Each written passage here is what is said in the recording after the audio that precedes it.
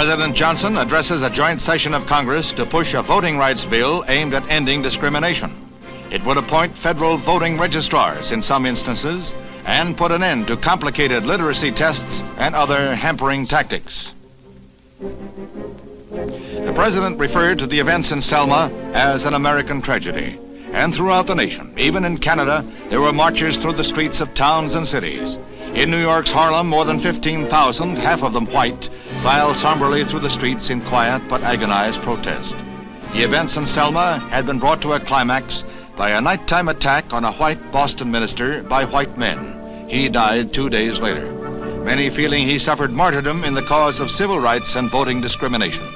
The next day, 4 men were held for his murder. For the Reverend James J. Reeb, the demonstrators write his epitaph with this tribute.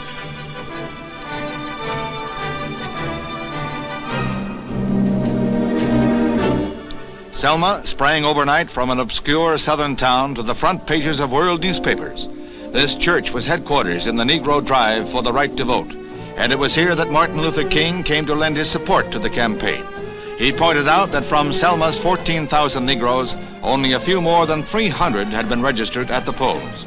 When one group set out to march to the Capitol at Montgomery, the procession was broken up violently by state troopers and sheriff's deputies.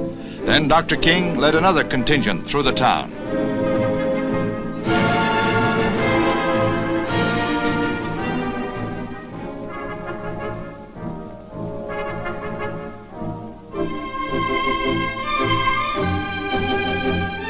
This time there is no violence. The 1,000 Negroes and 400 white ministers and civil rights workers reach the end of the bridge where the cordon of troopers stand. They are ordered to turn back.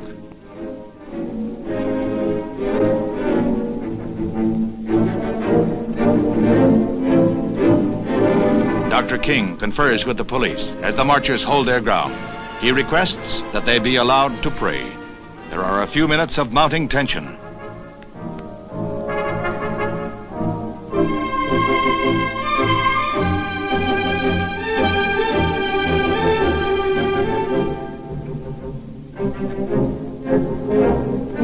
A request to pray is granted, and they kneel in the streets. Informants say that Dr. King turned his marchers at the behest of the White House, an arrangement that had been made in advance to avoid a confrontation that could only end in bloodshed.